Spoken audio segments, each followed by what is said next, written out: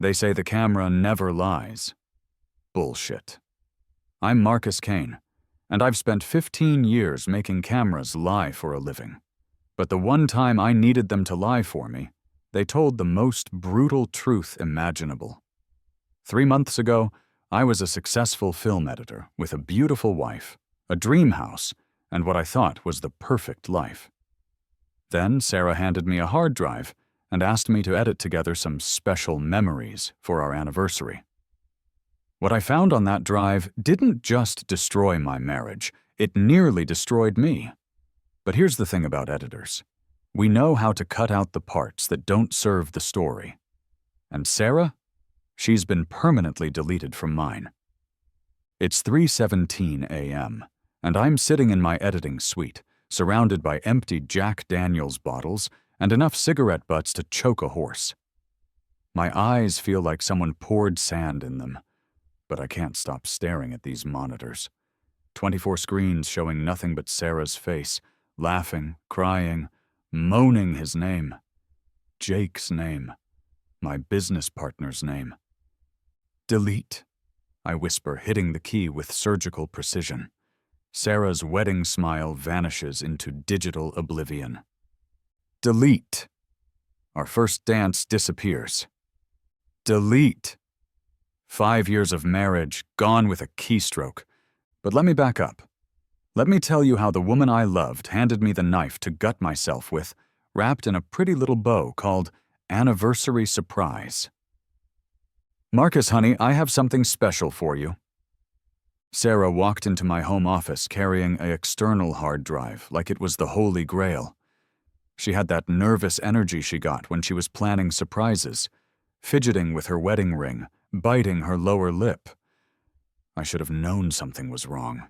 Sarah never bit her lip unless she was lying. What's this? I asked, not looking up from the corporate training video I was editing. Exciting stuff. Workplace safety, don't stick your dick in the paper shredder. Well, they didn't use those exact words, but that was the gist. Our anniversary is next week, she said, placing the drive on my desk. I gathered all our videos, home movies, vacation footage, everything, and I thought maybe you could edit it together? Like a romantic montage? Now that got my attention. I spun around in my chair. You want me to edit our life story? Exactly. Her smile was too bright, too forced. I know you're busy with work, but I thought it would be more meaningful coming from you. You're the artist. Sarah never called me an artist. She called me technically proficient or good with computers. Artist was Jake's word for me. Where'd you get all this footage? I asked, picking up the drive. Oh, here and there. My phone, your camera, some old stuff from boxes in the garage. I'm not good with technology, so I just threw everything on there. She laughed, but it sounded hollow. I probably messed up the organization. That should have been red flag number 2. Sarah was obsessively organized. The woman color-coded our spice rack. I'll take a look, I said. Might be a nice project. She kissed my forehead. Thank you. You're the best husband ever. Best husband ever. Yeah, we'll see about that. I plugged in the drive that night after Sarah went to bed early with one of her headaches. The folder structure was a mess. She wasn't lying about that. Random dates, duplicate files, stuff dumped in no particular order. It would take hours just to sort through. But that's what I do. I'm Marcus Kane of Kane Vision Productions. I take chaos and make it into stories that make people cry at weddings and buy products they don't need. I'm fucking good at what I do. I started with the recent stuff, figuring I'd work backwards. Vacation videos from last summer, Sarah's birthday party, Christmas morning, standard domestic bliss footage. Nothing I hadn't seen before. Then I hit a folder labeled MSC_2023, buried 3 levels deep. The first video was timestamped from 6 months ago. Sarah in our bedroom, but the angle was wrong. She was filming herself in the mirror, wearing lingerie I'd never seen before. Red lace. Sarah hated red. Hi, baby. she purred at the camera. Miss me yet? I frowned. We'd been together that night. I remembered because we'd watched Netflix and she'd fallen asleep during the opening credits of some rom-com. The video continued. Sarah posed, giggled, did things that were definitely not meant for my eyes, because she kept saying Jake instead of Marcus. My stomach dropped through the floor. I clicked the next video. Same bedroom, different day. Sarah and a man's voice off camera. Turn around, the voice said. Jake's voice. My business partner, Jake Morrison's voice. Like this? Sarah asked. And I watched my wife of 7 years perform for another man in the bed we shared. I sat there for maybe 10 minutes, staring at the paused screen. Part of me wanted to believe it was some kind of mistake, a weird coincidence. Maybe Sarah had a twin sister I didn't know about who happened to be screwing a guy who sounded exactly like Jake in a room identical to ours. But I'm an editor. Details are my business, and the details were crystal fucking clear. The bedside lamp Jake bought us for our housewarming party was visible in the background. The framed photo of Sarah and me from our honeymoon sat on the nightstand, watching my wife cheat on me like some perverted voyeur. I opened another video. Then another. Then another. 2 years. 2 fucking years of footage. Not just sex, though there was plenty of that, but dates, conversations, plans. Sarah and Jake acting like a couple while I worked late, thinking I was building something for our future. I love you, Sarah whispered to Jake in one video, her head on his chest in what used to be my favorite position with her. Love you too, baby, Jake replied. Can't wait until we don't have to sneak around anymore. Soon, Sarah said. Once the business deal goes through and we get Marcus sorted out. Get Marcus sorted out. Like I was a fucking tax problem, and I kept watching. I had to. It was like a car accident. Horrible, but impossible to look away from. Each video was another knife twist, another piece of evidence that my entire life was bullshit. The timestamps told the story. The affair started 2 years ago, right after our 5th anniversary. The same weekend Sarah told me she wanted to work on us and suggested couples therapy.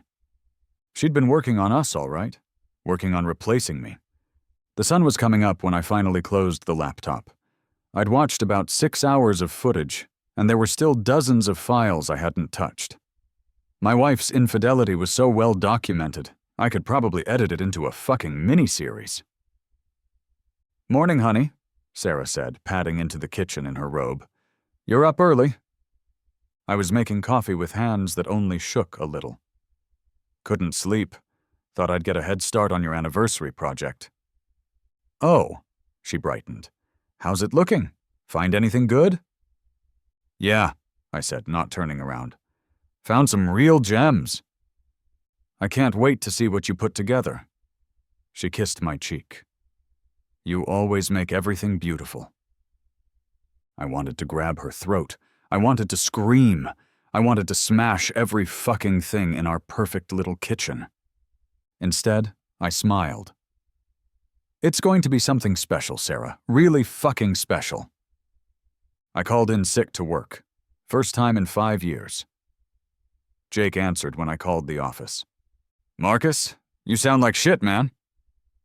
Feel like it too, I said. Think I've got the flu or something. No worries. I can handle the Peterson wedding edit. You just rest up. The Peterson wedding. Sarah's cousin's wedding.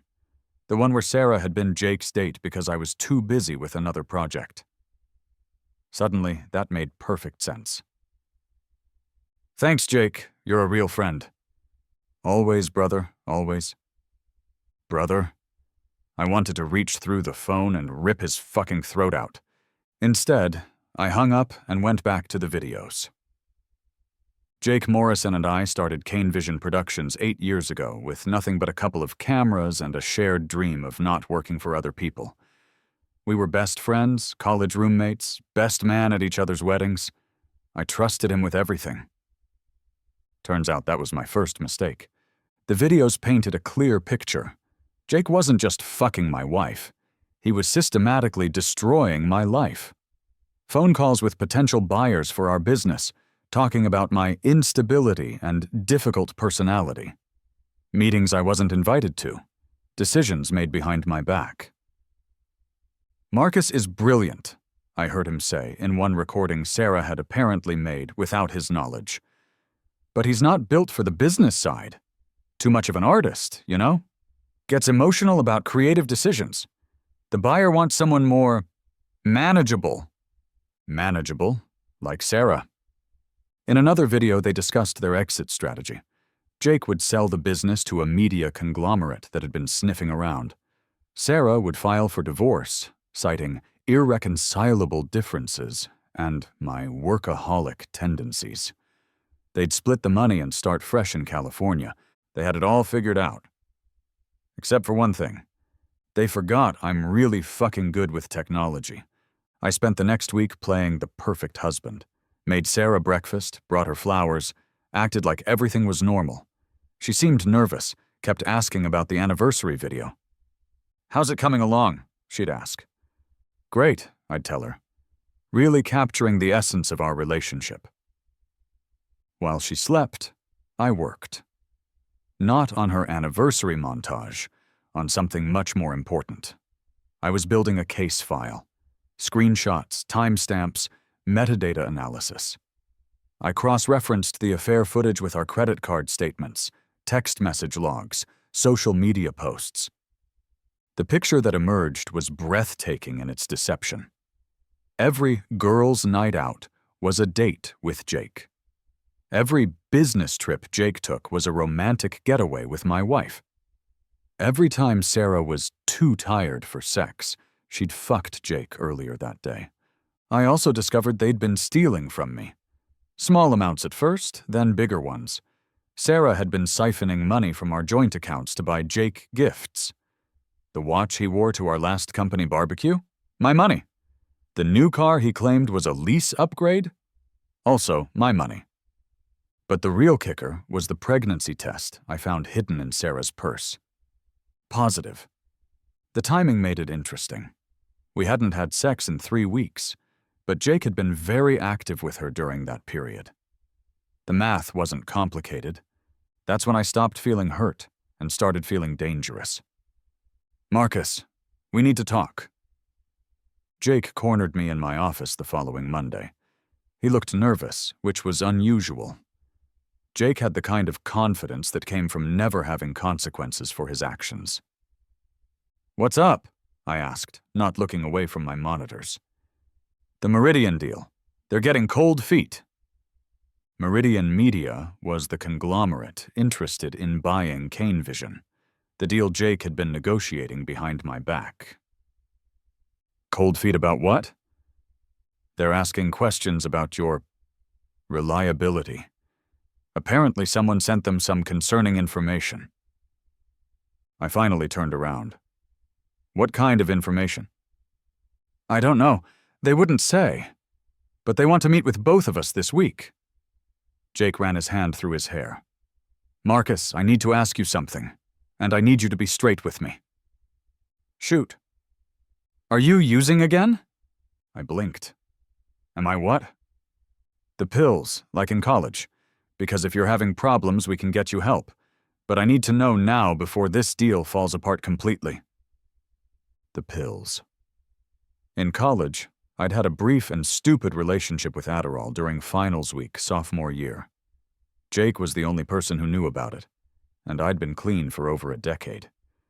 "No, Jake, I'm not using." "Because your behavior lately has been erratic. Sarah's worried about you too." Of course she was. They'd probably discussed my drug problem in bed together. "I'm fine," I said. "Just stressed about work." "Look, maybe you should take some time off. Let me handle the Meridian thing. You trust me, right?" Trust? That was rich. "Of course I trust you," I said. "You're my best friend." Jake smiled, and for a moment he looked like the guy I'd known for 15 years. "Good, because I've got your back, man. Always." "I know you do, Jake. I know exactly what you've got." That night, I made my first move. I'd been thinking about this for days, and I realized Jake was right about one thing. I was an artist. And like any artist, my medium was my message. I started small. A video compilation of Jake's greatest hits. All the times he'd called clients idiots behind their backs, made inappropriate comments about female employees, or bragged about cheating on his taxes. Nothing illegal, but not exactly the kind of content you want potential buyers to see. I uploaded it anonymously to a file-sharing site and sent the link to 3 different people at Meridian Media. Then I waited. The call came the next morning. "The deal's off," Jake said, bursting into my office. "They won't even take my calls." "What? Why?" "Someone sent them a fucking hit piece. Video of me saying things. Things taken out of context." I put on my most concerned face. "Jesus, Jake. Who would do something like that?" "I don't know. But when I find out, I'm going to destroy them." His face was red, veins popping in his neck. 15 years of work, Marcus. 15 fucking years, and someone just torched it for fun. "We'll find another buyer," I said. "Don't worry." "You don't get it. Word spreads fast in this industry. After this, no one's going to touch us." Actually, I did get it. That was the whole point. "Maybe it's for the best," I said. "I was never really excited about selling anyway." Jake looked at me like I'd grown a second head. "Not excited? Marcus, this was our retirement plan." "Your retirement plan. I never signed off on anything." "But we discussed." "You discussed. I listened.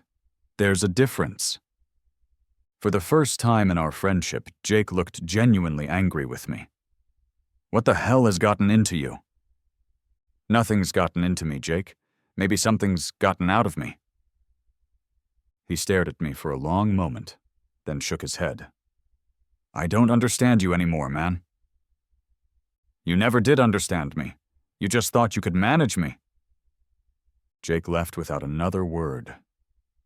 I smiled and went back to work. Phase 2 began that evening.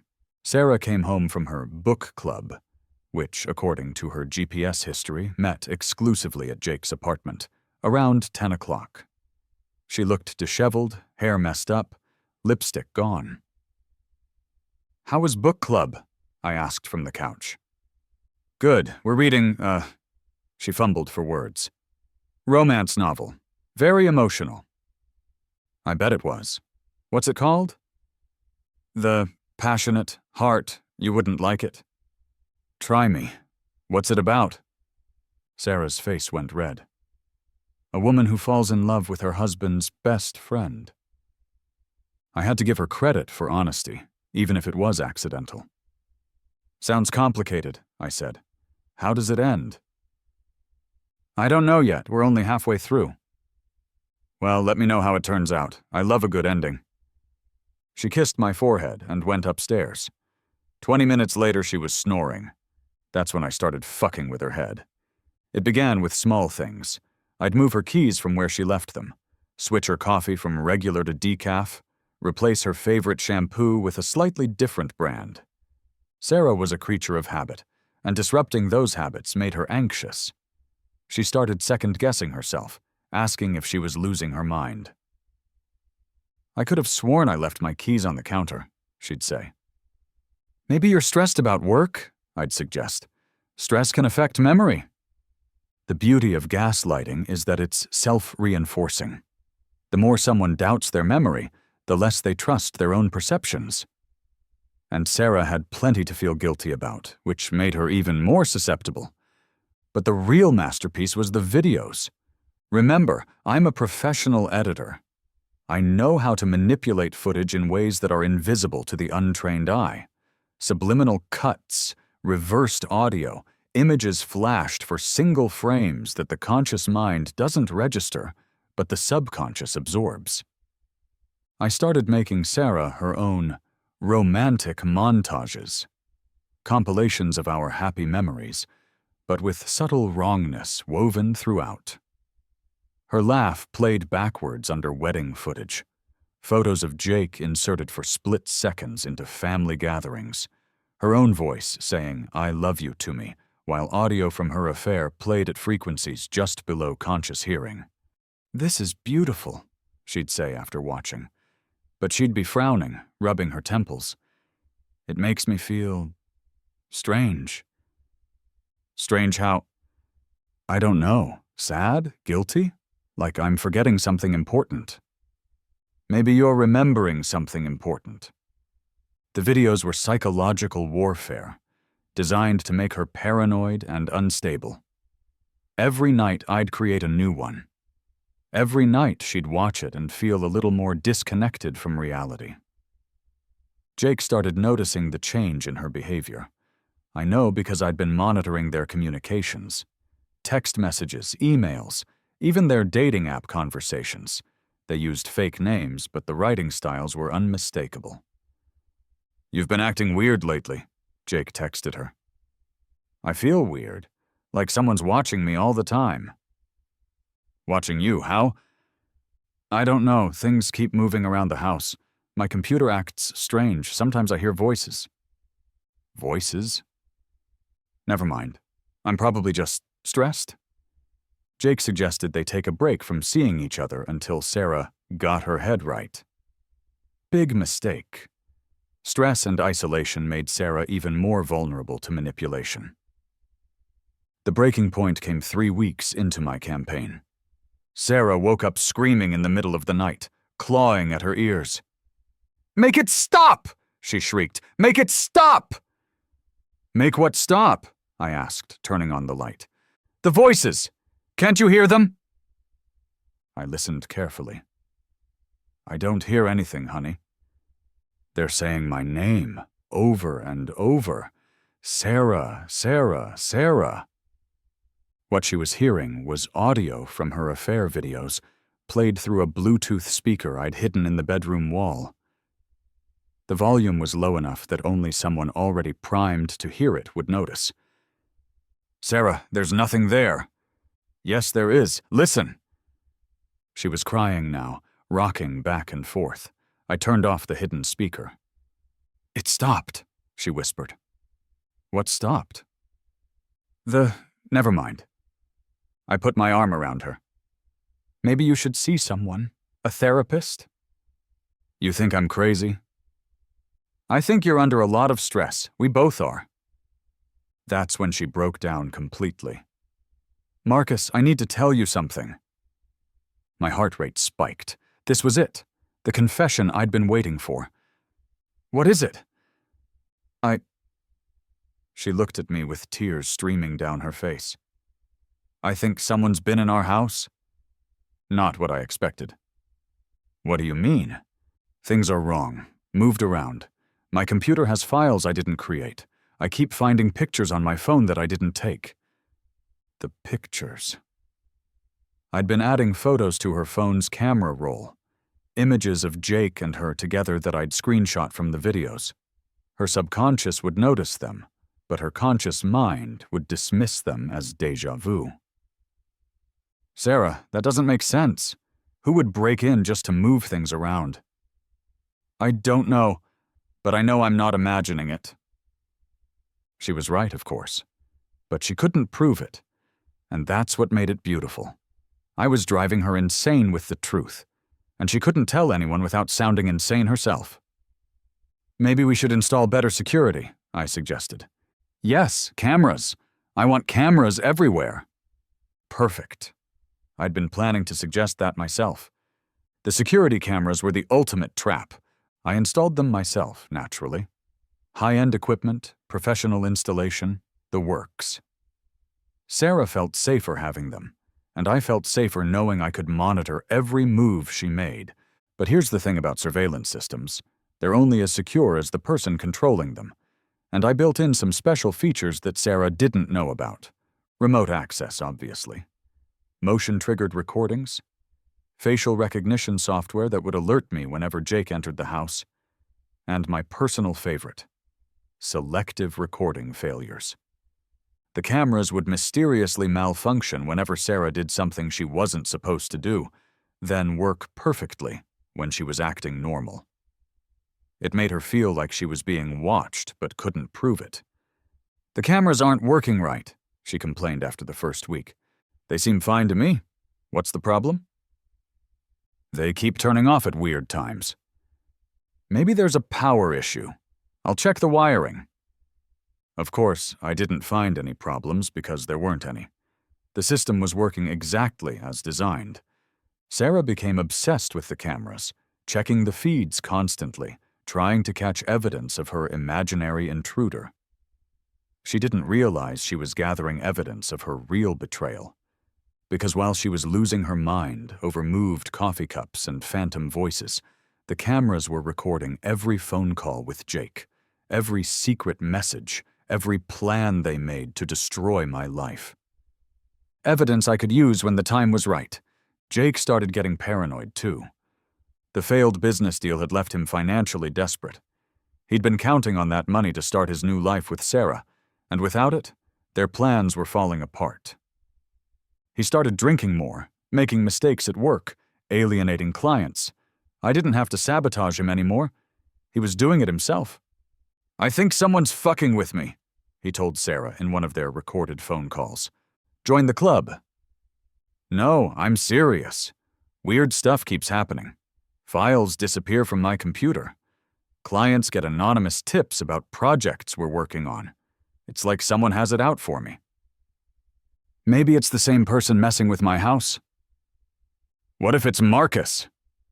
My ears perked up at that. Finally, someone was getting close to the truth. "Marcus? Why would Marcus do that?" "Think about it. The business deal falls through right after I tell him about it. Your problems start right after you give him that hard drive. And he's been acting strange lately." "Marcus doesn't know about us." "Are you sure?" Long pause. "Of course I'm sure. I've been careful." "Have you? Because I'm starting to think we've been played." Sarah's voice got smaller. "But if he knew, why wouldn't he just confront us?" "Maybe because he's planning something bigger." "Smart man, Jake. Too bad he figured it out too late." The confrontation came on a Tuesday. I was in my office editing a corporate training video, this one about sexual harassment in the workplace. Oh, the irony. When Jake burst through the door without knocking. "We need to talk." "Sure," I said, not looking away from my screens. "What's on your mind?" "Cut the shit, Marcus, I know." "Know what?" "You've been sabotaging me. The business deal, the clients, all of it." I finally turned around. "That's a serious accusation, Jake." "You want to know what else is a serious accusation? I think you've been messing with Sarah, too." "Messing with her how?" "The house, the cameras, the psychological games. She's falling apart, and I think you're doing it on purpose." I leaned back in my chair. "Why would I do something like that?" "Because you know." "Know what?" Jake's face was red, fists clenched. He was barely holding it together. "About Sarah and me." And there it was. The confession I'd been waiting months to hear. "Sarah and you what?" "Don't play dumb. You know exactly what I'm talking about." I stood up slowly. "Actually, Jake, I don't. Why don't you spell it out for me?" "We're in love." "In love?" "Yes, and we've been together for 2 years." "Together? How?" "Fucking, Marcus! We've been fucking. Sarah and I are having an affair." I smiled. "I know." The rage drained out of his face, replaced by confusion. "You know?" "Of course I know. I've known for months." "Then why—" "Why didn't I say anything? Because I wanted to hear you say it. And now you have—" Jake looked around the room, suddenly noticing all the cameras. "You're recording this." "Everything's recorded, Jake. Every phone call, every text message, every time you fucked my wife in my bed. I've got it all." He went pale. "You sick fuck." I'm sick. You're the one screwing your best friend's wife. She doesn't love you anymore, Marcus. She hasn't for years. I know that too. Then why won't you just let her go? I walked over to him, close enough to smell the whiskey on his breath. Because she made me watch, Jake. She handed me that hard drive and made me edit your love story together. Do you have any idea what that felt like? It wasn't supposed to happen that way. No? How was it supposed to happen? You steal my business, steal my wife, steal my money, and I just say congratulations and move to Florida? We never meant to hurt you. Bullshit. You planned this whole thing. The affair, the business deal, the divorce. You thought I was too stupid to figure it out. Jake was sweating now. Okay, yes, we planned it. But Sarah was going to tell you. We were going to handle it properly. Handle it properly? Like a fucking corporate merger? Marcus, please, we can work this out. I'll give you my half of the business. Sarah will walk away with nothing. Just let us go. I laughed. You think this is about money? Then what is it about? It's about the story, Jake. Every story needs a proper ending. That's when Sarah walked in. Marcus, I've been thinking about... She stopped mid-sentence when she saw Jake. What's going on? Jake was just telling me about your relationship, I said calmly. The color drained from her face. Our what? It's over, Sarah, Jake said. He knows everything. She looked back and forth between us. I don't know what you're talking about. Really? You don't know about the 2-year affair? The pregnancy? The plans to divorce me and steal my business? Pregnancy? Jake spun around to stare at Sarah. I was going to tell you, she whispered. Tell me what? I'm pregnant. Jake's face went through several emotions at once.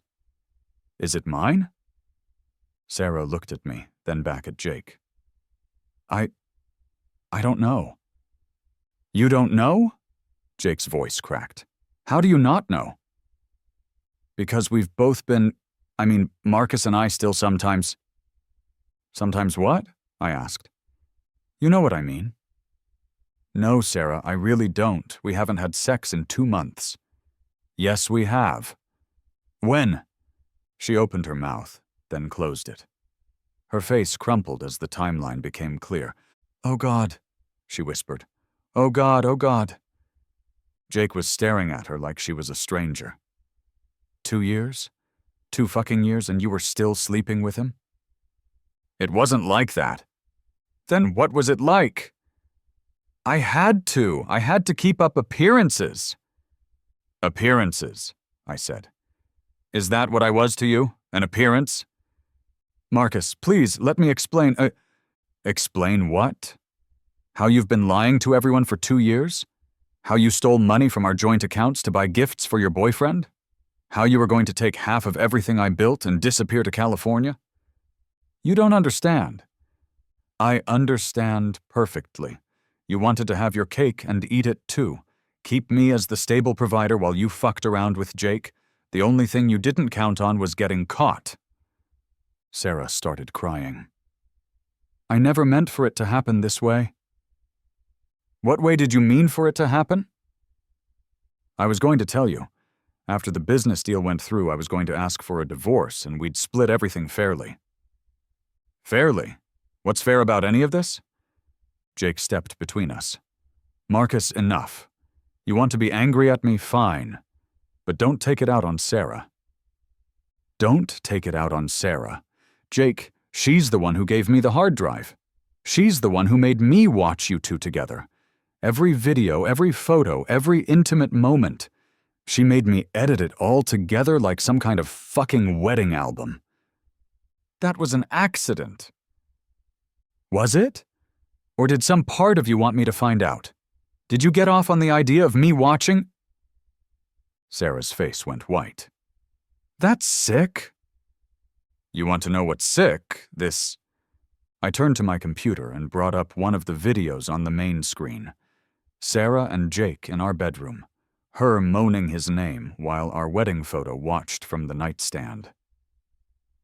"Turn it off," Sarah whispered. "Why? You made it. You should be proud of your work." "Please, Marcus. Please turn it off." "You know what I realized watching these?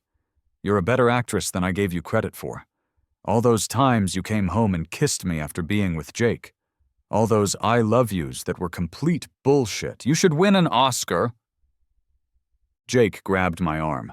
"That's enough." I shook him off. "Don't fucking touch me." "Then stop torturing her." "Torturing her?" "Jake, I haven't even started yet." That's when I showed them the real masterpiece. Computer, load project file, Sarah, Final Cut.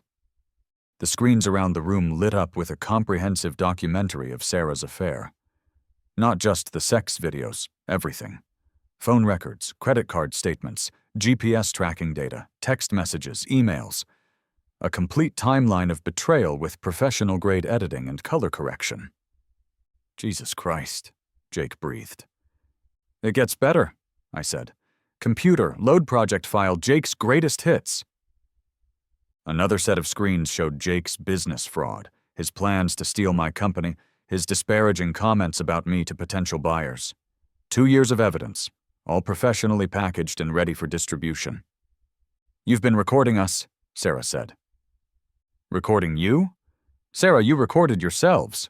I just organized it better." "This is insane." "Insane? You hand me a hard drive full of your affair videos and I'm the insane one?" "I didn't know they were on there." "Bullshit! You knew exactly what you were doing. You wanted me to find out, but you were too cowardly to just tell me." "That's not true." "Then explain this." I brought up a video I'd found buried deep in the drive. Sarah talking to Jake about their exit strategy. "Once Marcus edits the anniversary video," her recorded voice said, "he'll see everything. He'll be so devastated that the divorce will be easy. We can claim he's having a breakdown, get him committed if necessary." The room went dead silent. "You planned this," I said quietly. "You wanted me to see the videos so you could destroy me completely." Sarah shook her head frantically. "No, that's not. I was confused. I didn't mean—" "You didn't mean to get caught planning to have me institutionalized." "Marcus." "Shut up! Just shut the fuck up!" I turned to Jake. "Did you know about this part?" He couldn't meet my eyes. "Some of it? Some of it? The business stuff, yes, but not the other thing." "The other thing? You mean the plan to have me declared mentally incompetent so you could steal everything I owned?" "Sarah, what the hell?" Jake spun to face her. "You never said anything about that. I was protecting us." "Protecting us? You were planning to destroy him." "He would have fought the divorce. You know how stubborn he is." "So you decided to drive me insane instead?" I asked. "I didn't. I wasn't thinking clearly." "You were thinking very clearly. This whole thing was calculated. The affair, the business scheme, the psychological manipulation, all of it." I walked over to my desk and picked up a thick folder. "Divorce papers," I said. "Already filed. You get nothing, Sarah. No alimony, no property settlement, nothing. And Jake? Criminal charges for business fraud and theft. Also already filed." Both of them went white. "You can't do this," Sarah whispered. "I already did it. Turns out when you have video evidence of someone planning to commit fraud and destroy your mental health, the legal system is very accommodating." "Marcus, please," Jake said. "We can work something out." "Work something out? Like what? You give me back my wife's respect, unfuck her in my bed, give me back 2 years of my life?" "Money. I'll pay you back everything, plus interest." "It's not about money, Jake. It never was." "Then what do you want?" I smiled. "I want to finish the story." I hit another key on my computer. Every screen in the room began playing the same video. a compilation I'd been working on for weeks. Sarah and Jake's affair cut together with their business betrayal, their theft, their plans to destroy me, all set to Sarah's favorite song from our wedding. "This is going out to everyone," I said over the music. "Your families, your friends, your coworkers, your college roommates. Everyone you've ever known is going to see exactly who you really are." "You're sick," Sarah said, but her voice was barely a whisper. "I'm thorough. There's a difference." Jake lunged for the computer. I grabbed his wrist and twisted until I heard bones creak. "Touch my equipment and I'll break your fucking arm." He backed away, cradling his hand. "This is illegal. Revenge porn, extortion." "Revenge porn? You made these videos, not me. I'm just sharing them with people who might find them educational. The business stuff is documented fraud. You stole from me, Jake. You planned to destroy my reputation and steal my company. That's not revenge, that's justice." "Please," Sarah said, dropping to her knees. "Please don't do this. I'll do anything." "Anything? Will you unfuck my best friend? Will you give me back the years I wasted loving you?" "I'll disappear. I'll leave town, change my name. You'll never see me again." "That's the plan, Sarah. But you're not disappearing quietly. You're leaving in shame, just like you earned." I hit the final key. Upload complete. 12 social media platforms, 47 email addresses, 6 business networks. Your entire affair is now public record. Sarah collapsed completely, sobbing on the floor. Jake stood frozen, staring at the screens. "You destroyed us," he said. "No, Jake, you destroyed yourselves. I just edited the footage. That was 3 months ago. Sarah left town 2 weeks later, after the videos went viral in our social circle. The pregnancy turned out to be a false alarm. Stress can do funny things to a woman's body. She's living with her mother in Ohio now, working at a call center under her maiden name. Jake's facing federal fraud charges. Turns out when you document your own crimes and hand the evidence to a professional editor, conviction becomes a foregone conclusion. His lawyer thinks he'll get 3 to 5 years if he pleads guilty. The business is all mine now. Kane Vision Productions has never been more successful. Turns out my difficult personality and artistic temperament are exactly what clients want when they're paying for quality work. I'm sitting in my editing suite again, but this time I'm not deleting memories. I'm creating something new, a documentary about betrayal and revenge in the digital age. Working title, The Final Cut. People ask me if I feel guilty about what I did to Sarah and Jake. They ask if the revenge was worth it. Here's what I tell them. I didn't destroy their lives. I just showed the world who they really were. The camera doesn't lie, remember? And sometimes the truth is the cruelest cut of all. Sarah wanted me to edit our love story. So I did. I edited out all the parts that weren't true, all the moments that were lies, all the promises that were never meant to be kept. What was left was the real story. The story of 2 selfish people who thought they could manipulate someone smarter than them. They wanted to write me out of my own life story. Instead, I wrote them out of theirs. Permanently. It's been 6 months since Sarah and Jake disappeared from my life. And I'm finally ready to tell the whole story. Not the sanitized version I gave the lawyers, or the abbreviated version I told my therapist. The real story, with all the ugly details intact. Because here's what I learned. Everyone thinks they're the hero of their own story. Sarah thought she was a woman trapped in a loveless marriage, finally finding true love. Jake thought he was a business genius making smart moves for his future. But they forgot something important. I'm a professional storyteller. And in my story, they were never the heroes. They were just characters who outlived their usefulness. I've started dating again. Her name is Lisa, she's a photographer, and she has no idea who I used to be married to. We met at a coffee shop, bonded over our shared love of visual storytelling, and took things slow. "You seem like someone with an interesting past," she said on our third date.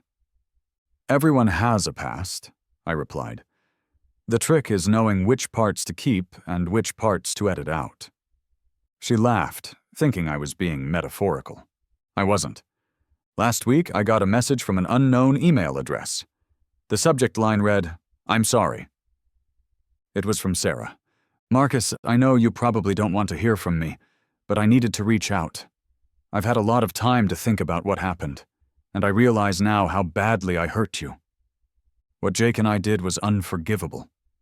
You trusted us, and we betrayed that trust in the worst possible way. I don't expect you to forgive me, but I want you to know that I'm truly sorry. I've been in therapy trying to understand why I made such terrible choices. My therapist says I was trying to sabotage my own happiness because I didn't feel worthy of love. I know that doesn't excuse anything, but it's the only explanation I have. I hope you found peace. You deserved so much better than what I gave you. Sarah." I read it twice, then deleted it without responding. Because here's the thing about Final Cuts. Once you make them, you don't go back and add deleted scenes. Sarah is edited out of my life story permanently. And that's exactly how it should be. The camera never lies, but sometimes the truth takes a while to develop. When it does, it's always worth the wait.